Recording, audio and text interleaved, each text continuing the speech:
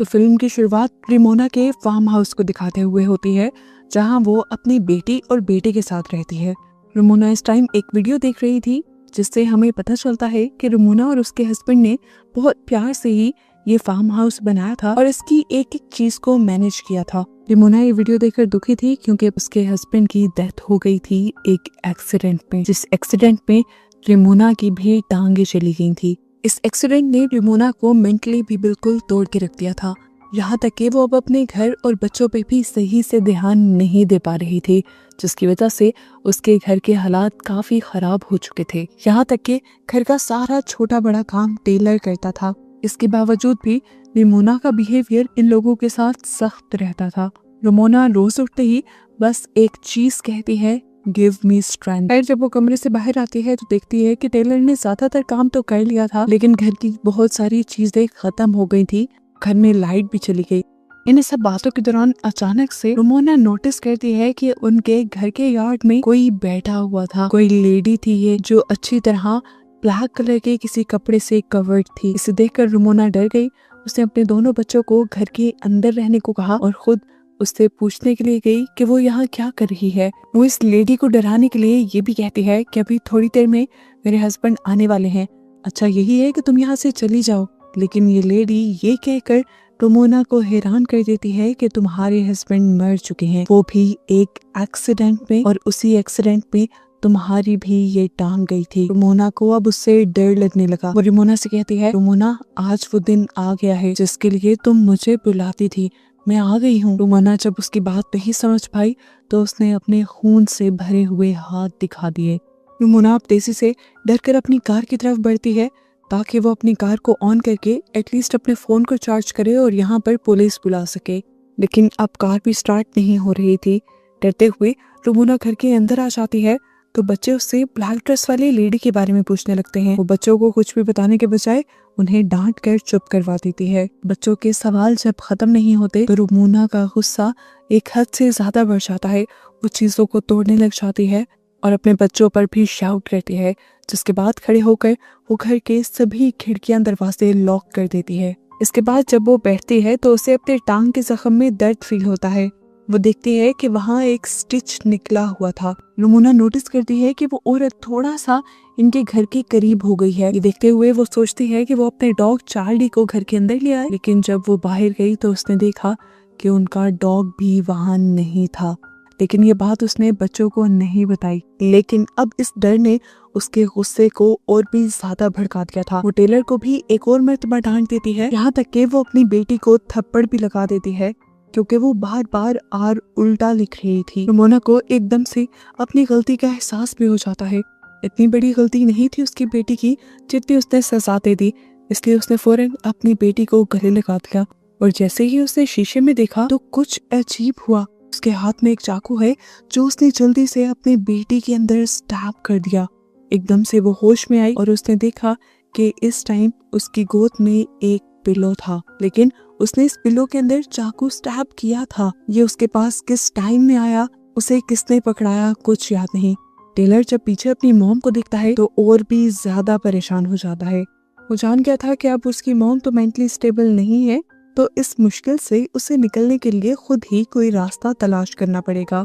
रेमोना अपनी बेटी को लेकर रूम में चली जाती है और वो चुपके से घर से बाहर निकल जाता है। वो गाड़ी के जरिए अपने साथ वाले फार्म हाउस में जाकर वहां से मदद लाना चाहता था, लेकिन कार तो पहले भी नहीं चली थी। कुछ देर में रेमोना भी उसे ढूंढते हुए यहाँ पर आ जाती है और उस पर बहुत ज्यादा गुस्सा होती है। तेजी से वो उसे घर के अंदर भी ले आई थी, लेकिन अब टेलर को भी गुस्सा आ गया था, क्योंकि वो जान गया था कि उनका डॉग चार्ली बाहर नहीं है और रेमोना कुछ उनसे छुपा रही है।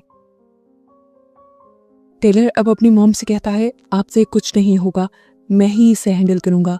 ये कहकर वो गुस्से में एक रूम में चला गया जहाँ पर उसके डैड की चीजें थी और यहाँ पर उसने एक गन उठा ली। रेमोना उससे आकर लड़ने लगी, ये क्या कर रही हो तुम, उसे वापिस रखो। और इनकी बहस के दौरान हमने बाहर ब्लैक लेडी को देखा, वो इनके घर के और करीब आ गई थी। अब टेलर गुस्से में गन लेकर बाहर जाता है और इस ब्लैक लेडी के ऊपर गन तान देता है और उससे कहता है जल्दी से निकल जाओ मेरी प्रॉपर्टी पे से। वो औरत टेलर से डरती नहीं बल्कि अपना वेल उठाकर कहती है कि तुम्हारी मॉम ने आज तक तुमसे झूठ बोला है। उसने यहाँ पे एक बहुत ही हैरान कर देने वाली हकीकत टेलर को बताई और उससे कहा कि ये बात जाकर अपनी मॉम से पूछो। टेलर गुस्से में भड़का हुआ अंदर आया और उसने रुमोना से पूछा मेरी डैड की मौत कैसे हुई थी। रुमोना उसके इस अंदाज से डर गई और उसे कहानी सुनाना शुरू की। उस रात थी जब वो और डेविड दोनों एक फैंसी रेस्टोरेंट में गए थे, लेकिन यहाँ पर रुमोना खुश नहीं थी। उसे फार्म हाउस में रहने का बिल्कुल मजा नहीं आ रहा था क्योंकि यहाँ पर बहुत सारे काम करने पड़ते थे। हालांकि यहाँ पर भी डेविड उसी की ख्वाहिश पर शिफ्ट हुआ था। सिटी की 9 to 4 वाली जॉब और उसके बाद घर की लाइफ उसे बोर लगती थी। अब जब सब यहाँ पे आ गए थे, सब यहाँ सेटल हो गए थे, खुश थे, तो एक रुमोना ही नाखुश थी। अब वो यहाँ से भी कहीं और शिफ्ट करना चाहती थी, लेकिन डेविड साफ मना कर देता है क्योंकि इतनी जल्दी शिफ्टिंग और सबका सेटल होना पॉसिबल ही नहीं। इनकी अच्छी खासी बहस होती है और ये लोग इसके बाद होटल से निकल जाते हैं। दिखाया जाता है कि डेविड नहीं बल्कि उस रात रुमोना ही कार ड्राइव कर रही थी। उसे अपने पीछे इसी ब्लैक लेडी का शैडो दिखाई दिया उस रात, जिसकी वजह से उसका ध्यान भटक गया और उनका एक्सीडेंट हो गया। हालांकि उसने तो बच्चों को ये झूठ बोल रखा था कि उस रात गाड़ी डेविड ड्राइव कर रहा था और उसी की वजह से एक्सीडेंट हुआ। टेलर ये हकीकत जानकर बहुत ज्यादा दुखी हो जाता है, टूट जाता है। उसके अंदर भी नेगेटिविटी ज्यादा होने लगती है और ऐसे बाहर बैठी हुई लेडी का असर इनके घर पे और ज्यादा होने लग जाता है। और इस दौरान हमें दिखाया गया कि इस लेडी का शैडो बड़ा होता जा रहा था। इस औरत के शैडो से बचने के लिए ये सब लोग एटिक में चले जाते हैं, लेकिन एटिक में भी वो ब्लैक लेडी अपने शैडो के जरिए रुमोना की छोटी बेटी को अपनी तरफ खींच लेती है। ये लोग उसे पकड़ते भी हैं, लेकिन वो लड़की तेजी से खींची जा रही थी। तब टेलर जल्दी से जाकर उस विंडो को ही ढक देता है, जिसके जरिए वो ब्लैक लेडी रुमोना की बेटी को कंट्रोल कर रही थी। और विंडो को कवर करने के बाद उसकी बहन छूट जाती है, लेकिन इसके बाद भी वो एंटिटी खामोश नहीं बैठी थी। वो इनके घर की लाइट्स फ्लिकर करके इनके घर की चीजों को गिराकर इन्हें डराती है और फिर रुमोना पर हावी हो जाती है, उसे पोसेस कर लेती है। हावी होते हुए ऐसा सीन दिखाया जाता है जैसे रुमोना और ये एंटिटी एक साथ मिल गए हैं। वो एंटिटी अब रुमोना की बेटी को गले लगाती है और वो भी गायब हो जाती है। टेलर अपनी आंखों से देखता रहा और कंफ्यूज हो गया। वो अकेला ही यहाँ खड़ा रह गया था।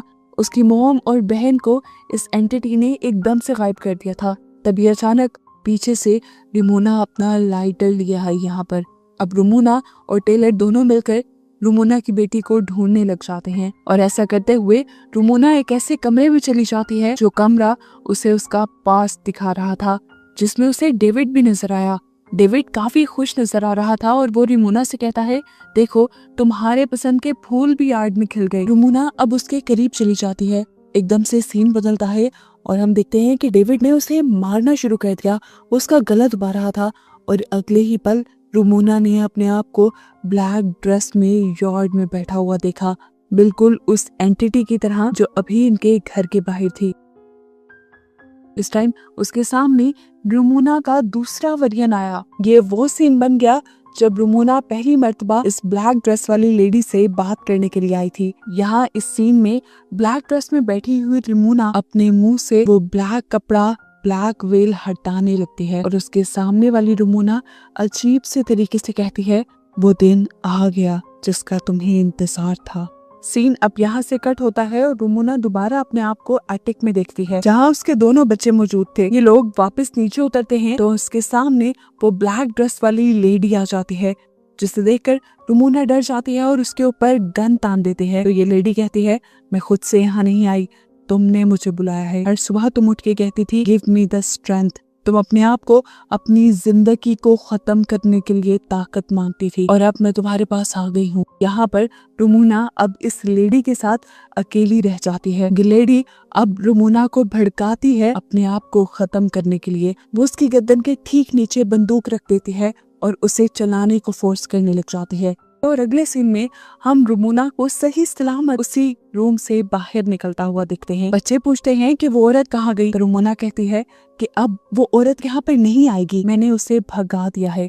और मैंने अपने अंदर इतनी हिम्मत पैदा कर भी ली है कि अगर वो अगली मर्तबा यहाँ आ भी गई तो मैं उससे लड़ पाऊंगी। ये लोग अब दोबारा घर के अंदर जाने के लिए बढ़ जाते हैं और इसी टाइम पे इनके घर की लाइट भी आ जाती है और इनका गुमा हुआ डॉग भी वापस आ जाता है। घर के अंदर जाने पर हमें एक पेंटिंग दिखाई जाती है जो रमोना ने खुद पेंट की थी और इसी के अंदर वो डार्क लेडी भी थी जिसे हम पूरी मूवी में देखते आए हैं। असल में वो डार्क लेडी रमोना के डार्क थॉट्स थे, उसकी गलत सोचें थी। उसने अपने अंदर की नेगेटिविटी को इतना बढ़ा लिया था कि उसकी नेगेटिविटी ने एक फिजिकल शक्ल ले ली, एक एंटिटी के रूप में उसके और उसकी फैमिली के सामने आ गई। आखिर में जब रमोना उस कमरे से बाहर निकली तो असल में वो अपनी गलत सोचों से, अपनी नेगेटिविटी से बाहर निकल आई थी, जिसकी वजह से वो एंटिटी भी खत्म हो गई और ये लोग भी सेटल हो गए। और बस इन्हीं को दिखाते हुए ये कहानी यहाँ खत्म हो जाती है।